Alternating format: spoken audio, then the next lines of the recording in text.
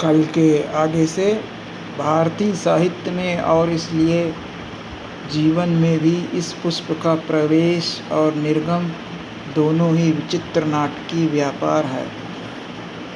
तो इसमें इस पाठ में एक बात ध्यान रख लीजिए, शब्दार्थ बड़ा कठिन है और शब्दार्थ को जानना ज़रूरी भी है। जब तक शब्दार्थ नहीं जानेंगे तब तक आप पाठ समझ भी नहीं पाएंगे, और जब समझ नहीं पाएंगे तब उसकी व्याख्या नहीं कर पाएंगे। तो शब्दार्थ पर विशेष ध्यान दीजिएगा, और जो शब्द हम बताते हैं उसको आप कहीं पर नोट करके उसको लिखते भी रहिए, क्योंकि शब्दार्थ किताब के पीछे या पाठ के बाद में पूरा नहीं दिया रहता है।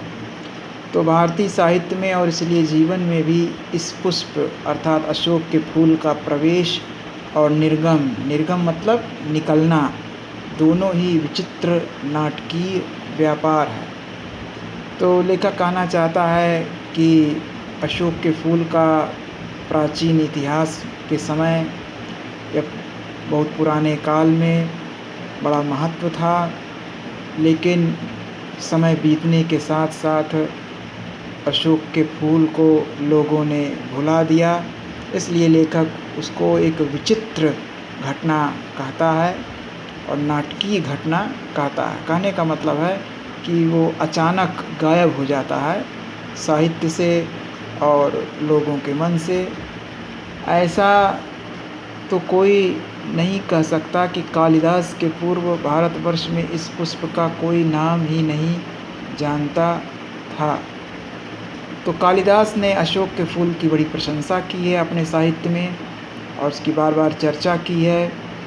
तो कालिदास गुप्त काल के माने जाते हैं।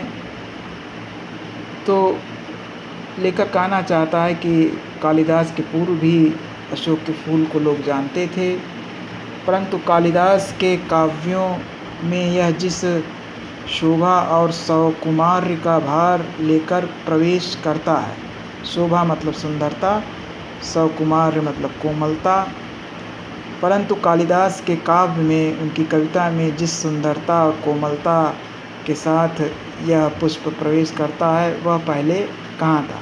कहने का मतलब है कालिदास ने ही अपने काव्य में, अपने साहित्य में अशोक के फूल को महत्व दिया। उससे पहले के साहित्य में अशोक के फूल का महत्व नहीं दिखाई पड़ता है। उस प्रवेश में नववधू के गृह प्रवेश की भांति शोभा है। जिस प्रकार से नववधू, नई बहू, नववधू का मतलब नई बहू घर में प्रवेश करती है तो वो बहुत शोभा वाली चीज़ मानी जाती है। तो उसी प्रकार से अशोक के फूल में भी शोभा है, जो कि कालिदास के साहित्य में प्रयुक्त हुआ, गरिमा है, पवित्रता है और सुकुमारता अर्थात कोमलता है। फिर एकाएक मुसलमानी सल्तनत की प्रतिष्ठा के साथ ही साथ यह मनोहर पुष्प साहित्य के सिंहासन से चुपचाप उतार दिया गया। मनोहर मतलब सुंदर।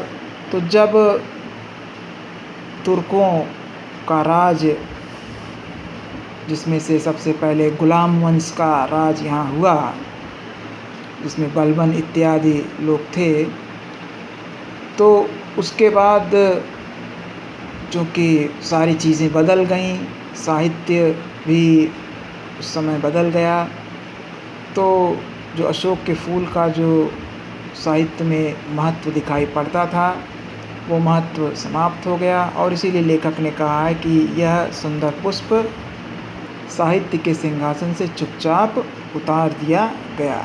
कहने का मतलब है साहित्य में अब इसको लोग भूल गए। नाम तो लोग बाद में भी लेते थे, पर उसी प्रकार जिस प्रकार बुद्ध विक्रमादित्य का तो नाम तो बाद में लोग लेते थे, लेकिन उसकी बहुत ज़्यादा चर्चा नहीं होती थी, क्योंकि अशोक का फूल इस पृथ्वी पर तो था ही, इस धरती पर तो था ही, तो नाम तो उसका रहेगा ही।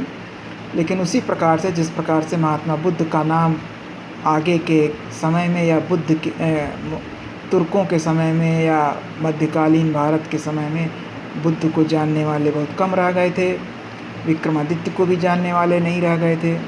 तो उसी प्रकार से अशोक के फूल को भी भुला दिया गया।